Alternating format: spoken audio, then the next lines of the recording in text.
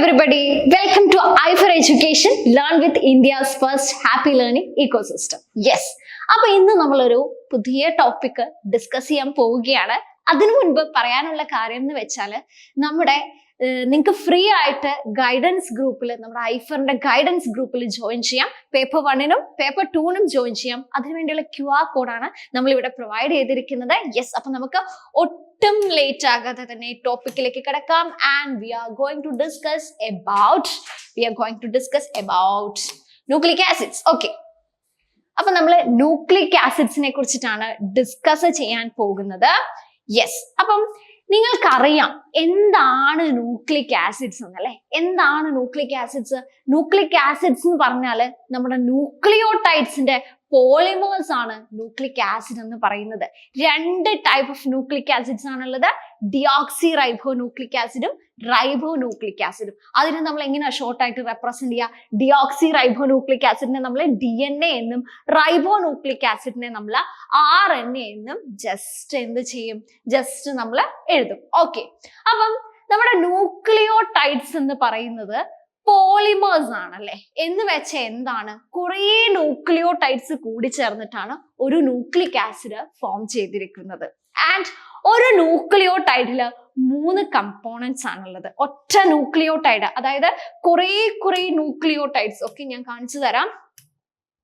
അപ്പം ഒരു nucleic acid എന്ന് പറയുമ്പോൾ അത് RNA ആയിക്കോട്ടെ, DNA ആയിക്കോട്ടെ. DNA എന്ന് പറഞ്ഞാൽ ഡിയോക്സി റൈബോ ന്യൂക്ലിക് ആസിഡ് ആണ്. RNA എന്ന് പറഞ്ഞാൽ റൈബോ ന്യൂക്ലിക് ആസിഡ് ആണ്. അപ്പം ഡിയോക്സി റൈബോ ന്യൂക്ലിക് ആസിഡിൽ ഉള്ള ന്യൂക്ലിയോടൈഡ്സ് ഒരുപാട് ന്യൂക്ലിയോടൈഡ്സ് ജോയിൻ ചെയ്ത് ഒരു DNA ആയി മാറുന്നു. ഇനി റൈബോ ന്യൂക്ലിക് ആസിഡ്, RNAയുടെ കേസിലും എഗെയിൻ കുറേ ന്യൂക്ലിയോടൈഡ്സ് ജോയിൻ ചെയ്ത് RNA ആയി മാറുന്നു. സോ RNA ആയിക്കോട്ടെ, DNA ആയിക്കോട്ടെ, രണ്ടും ന്യൂക്ലിക് ആസിഡ്സ് ആണ് എന്ന് മാത്രമല്ല രണ്ടും ന്യൂക്ലിയോടൈഡ്സിന്റെ പോളിമേഴ്സ് ആണ്. ഇതിലൊരു സിംഗിൾ ന്യൂക്ലിയോടൈഡിന്റെ സ്ട്രക്ചർ നമ്മൾ നോക്കുകയാണെങ്കിൽ ഒരു സിംഗിൾ ന്യൂക്ലിയോടൈഡ് തന്നെ 3 കമ്പോണൻസ് വെച്ചിട്ടാണ് ഫോം ചെയ്തിരിക്കുന്നത്. ഒന്ന് എന്ന് പറയുന്നത് ഒരു നൈട്രോജീനസ് ബേസ് ആണ്, അടുത്തത് എന്ന് പറയുന്നത് ഒരു പെൻഡോസ് ഷുഗർ ആണ്, ആൻഡ് അടുത്തത് എന്ന് പറയുന്നത് ഫോസ്ഫേറ്റ് ഗ്രൂപ്പുകളാണ്. ഓക്കെ, അപ്പൊ ആ ഒരു പിക്ചർ ആണ് ഇവിടെ കാണിച്ചിരിക്കുന്നത്. ഒരു നൈട്രോജീനസ് ബേസ്, നൈട്രജൻ കണ്ടെയ്നിങ് ആയിട്ടുള്ള ബേസ്, പിന്നെ ഒരു ഷുഗർ ആയിരിക്കും, ഷുഗർ മോയിറ്റി ആയിരിക്കും, പിന്നെ ഫോസ്ഫേറ്റ് ഗ്രൂപ്പ് ആയിരിക്കും. അപ്പം ഇത് ഒരു ജനറൽ സ്ട്രക്ചർ അല്ല, പക്ഷെ നിങ്ങൾ ആലോചിക്കുക, ഒരു നൈട്രോജനസ് ബേസും ഒരു ഷുഗർ മോയിറ്റി ഒരു ഫോസ്ഫേറ്റും കൂടി ചേർന്നിട്ടാണ് ഓരോ ന്യൂക്ലിയോടൈഡ്സും ഫോം ചെയ്തിരിക്കുന്നത്. ഓക്കെ, അപ്പൊ കുറെ ടൈപ്പ് ഓഫ് ന്യൂക്ലിയോടൈഡ്സ് ഉണ്ട്, അതിനെ കുറിച്ചൊക്കെ നമുക്ക് ഡിസ്കസ് ചെയ്യാം. സോ ഈ nitrogen base, pentose sugar plus phosphate ആണ് ന്യൂക്ലിയോടൈഡ് എന്ന് പറയുന്നത്. ഇതിൽ ഫോസ്ഫേറ്റ് ഇല്ലെങ്കിൽ, അതായത് നൈട്രജൻ ബേസ് പ്ലസ് പെൻഡോസ് ആണെങ്കിൽ നമ്മൾ അതിനെ എന്തെന്ന് വിളിക്കും? നമ്മൾ അതിനെ ന്യൂക്ലിയോസൈഡ് എന്ന് വിളിക്കും. എന്ന് വെച്ചാൽ ന്യൂക്ലിയോസൈഡിന്റെ കൂടെ ഒരു ഫോസ്ഫേറ്റ് ഗ്രൂപ്പ് ജോയിൻ ചെയ്യുമ്പോഴാണ് അത് എന്തായി മാറുന്നത്? ന്യൂക്ലിയോടൈഡ് ആയി മാറുന്നത്. Okay, yes. അപ്പം അങ്ങനെയാണെങ്കിൽ നമുക്ക് അതിന്റെ ബാക്കി ഡീറ്റെയിൽസ് നോക്കാം. അപ്പം നൈട്രോജനസ് ബേസ് ഉണ്ട്, പെൻഡോസ് ഷുഗർ ഉണ്ട്, ഫോസ്ഫേറ്റ് ഗ്രൂപ്പ് ഉണ്ട്. ഈ 3 ആളുകളെ കുറിച്ചിട്ട് നമുക്ക് എന്ത് ചെയ്യണം? ഡീറ്റെയിൽ ആയിട്ട് ഡിസ്കസ് ചെയ്യേണ്ടതുണ്ട്. സോ ഏറ്റവും ഫസ്റ്റ് നമുക്ക് നൈട്രോജീനസ് ബേസുകളെ കുറിച്ചിട്ട് നോക്കാം. 2 ടൈപ്പ് ഓഫ് നൈട്രോജീനസ് ബേസസ് ആണുള്ളത്. അവരെ നമ്മൾ പ്യൂരിൻസ് എന്നും പിരമിഡിൻസ് എന്നും കാറ്റഗറൈസ് ചെയ്തിരിക്കുന്നു.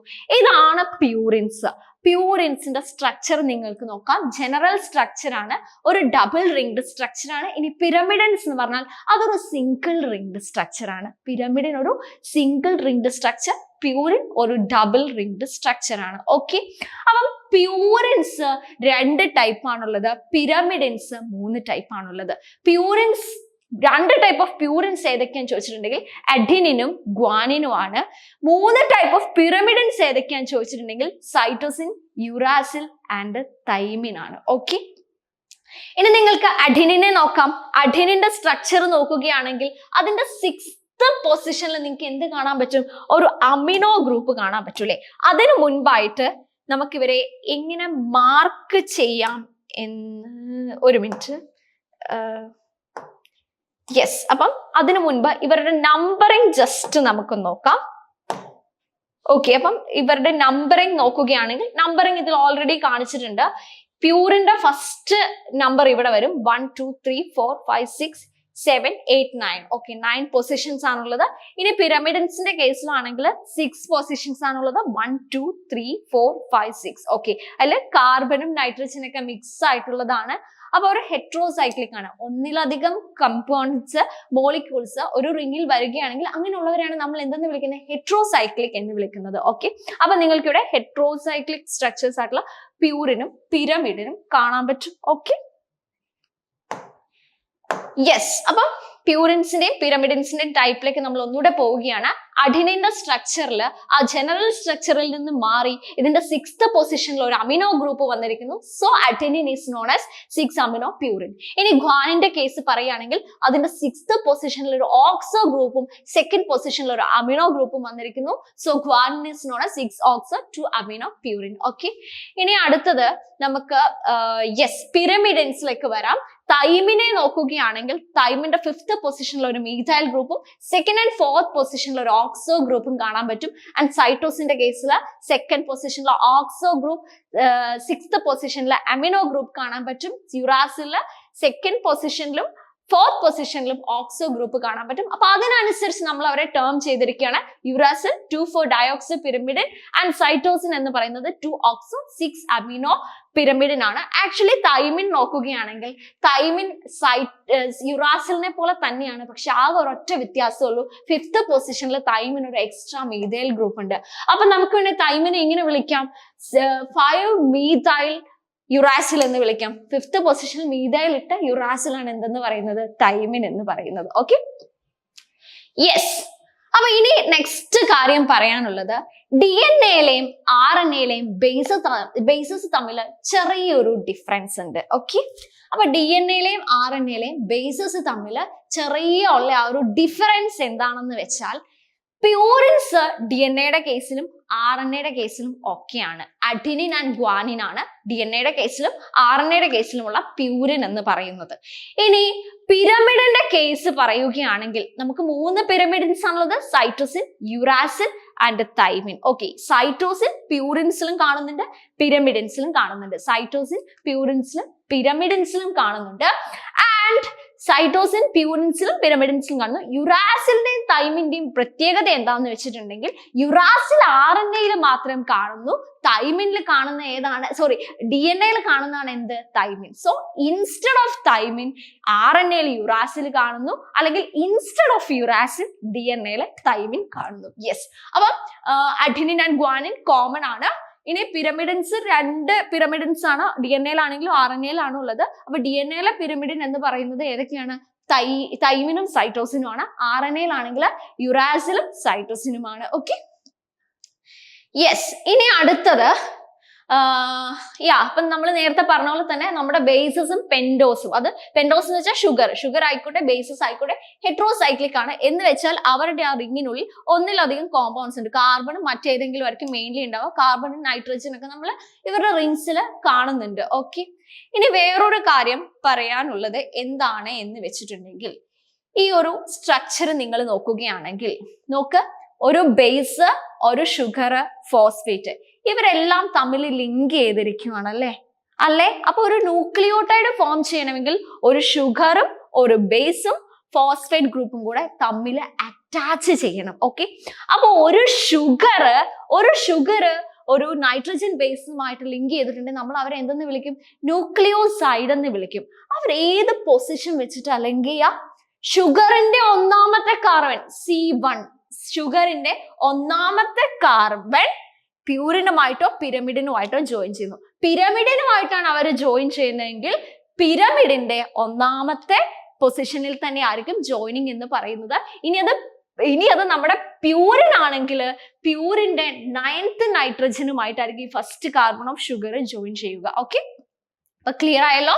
അപ്പം നമ്മൾ അവിടെ ഫോം ചെയ്യുന്ന ബോണ്ട് എന്ന് പറയുന്നത്, അതായത് നമ്മുടെ പ്യൂരിനോ പിരമിഡിനോ ഷുഗറുമായിട്ട് ജോയിൻ ചെയ്യുമ്പം അവിടെ ഫോം ചെയ്യുന്ന ബോണ്ട് എന്ന് പറയുന്നത് N-ഗ്ലൈക്കോസിഡിക് ലിങ്കേജ് ആണ്. ഏതാണ്? N-glycosidic linkage ആണ്. Okay, അപ്പം നമ്മുടെ basis of a nucleotide is joined covalently at N1 position of pyrimidine and N9 of purine in an N-beta glycosyl bond to the C1 carbon of the pentose and phosphate is esterified to the 5' carbon എന്നാണ് പറയുന്നത്. അതായത് ഒരു ഷുഗറും പ്യൂരിനും തമ്മിൽ join ചെയ്യുമ്പോൾ ഷുഗറിന്റെ first പൊസിഷനും പ്യൂരിന്റെ 9th പൊസിഷനും ആയിരിക്കും. ഷുഗറും പിരമിഡോനുമായിട്ട് ജോയിൻ ചെയ്യുമ്പോൾ രണ്ടുപേരുടെയും ഫസ്റ്റ് പൊസിഷൻ തമ്മിലായിരിക്കും ആ ഒരു ഗ്ലൈക്കോസിഡിക് ലിങ്കേജ് എന്ന് പറയുന്നത്. ഓക്കെ, ഇനി ഈ ഒരു ന്യൂക്ലിയോസൈഡുമായിട്ട് നമ്മുടെ ഫോസ്ഫേറ്റിനെ ജോയിൻ ചെയ്യണം. ന്യൂക്ലിയോസൈഡുമായിട്ട് നമ്മുടെ ഫോസ്ഫേറ്റ് ജോയിൻ ചെയ്യുമ്പോൾ അവിടെ ഫോം ചെയ്യുന്ന ബോണ്ടാണ് എന്ത്? Ester bond, phospho ester bond എന്ന് വെച്ചാൽ ഒരു വാട്ടർ റിലീസ് ചെയ്തുകൊണ്ട് ഒരാളുടെ OH അടുത്ത ആളുടെ H, ഓക്കെ, ഒരു വാട്ടർ റിലീസ് ചെയ്തുകൊണ്ടായിരിക്കും അവിടെ ഒരു ഫോസ്ഫോ എസ്റ്റർ ബോണ്ട് ഫോം ചെയ്യുക. കാണുന്നുണ്ടല്ലോ? യെസ്. അപ്പൊ ഇവിടെ ഒരു ഫോസ്ഫേറ്റിന്റെ H ആയിരുന്നു ഇവിടെ ഉള്ളത്, CH2OH, നമ്മുടെ ഷുഗറിന്റെ OH വരുന്നു. അപ്പൊ ആ OH ഫോസ്ഫേറ്റിന്റെ ഒരു H കൂടെ തമ്മിൽ ഒരു വാട്ടർ റിലീസ് ചെയ്ത് അവിടെ ഒരു എസ്റ്റർ ബോണ്ട് ഫോം ചെയ്യുകയാണ് ആക്ച്വലി എസ്റ്റർ ബോണ്ടിൽ ഫോം ചെയ്യുന്നത്. സോ ഒരു ന്യൂക്ലിയോടൈഡ് നമ്മൾ നോക്കുകയാണെങ്കിൽ ഒരു ഗ്ലൈക്കോസിഡിക് ബോണ്ടും ഒരു ഫോസ്ഫോ എസ്റ്റർ ബോണ്ടും നമുക്ക് കാണാൻ പറ്റും. Okay, yes. അപ്പൊ അത്രയുമാണ് ഈ ഒരു പോർഷനിൽ പറയാനുള്ളത്. ഇനി ഒരു ഫോസ്ഫേറ്റിന്റെ പോർഷനിൽ കുറച്ചും കൂടെ ഡീറ്റെയിൽ ആയിട്ടൊരു കാര്യം പറയാനുണ്ട്. അപ്പൊ ആ ഒരു കാര്യം എന്താണ് എന്ന് വെച്ചിട്ടുണ്ടെങ്കിൽ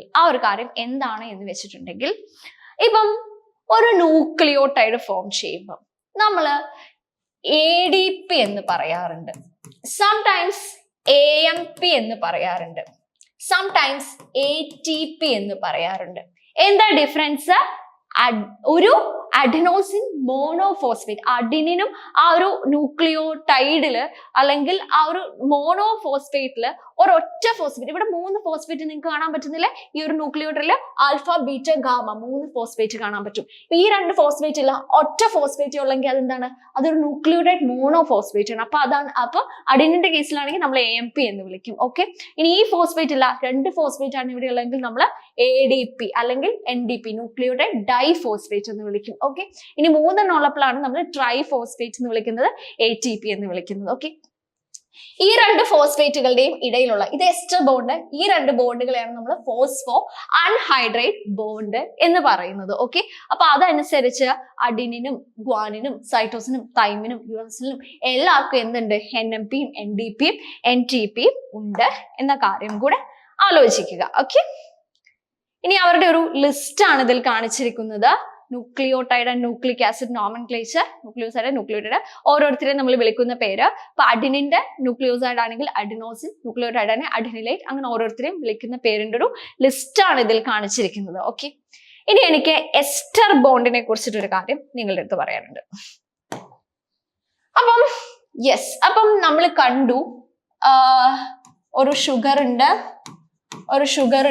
ഷുഗർ ഒരു നൈട്രജൻ ബേസുമായിട്ട് ഗ്ലൈക്കോസിഡിക് ലിങ്കേജ് ഫോം ചെയ്തു. ഇവിടെ ഒരു ഫോസ്ഫേറ്റും ഉണ്ടായിരുന്നു അല്ലെ? അപ്പൊ ഈ ഫോസ്ഫേറ്റ് 3 ആയിട്ടാണ് നോർമലി ഇരിക്കാറ് അല്ലെ?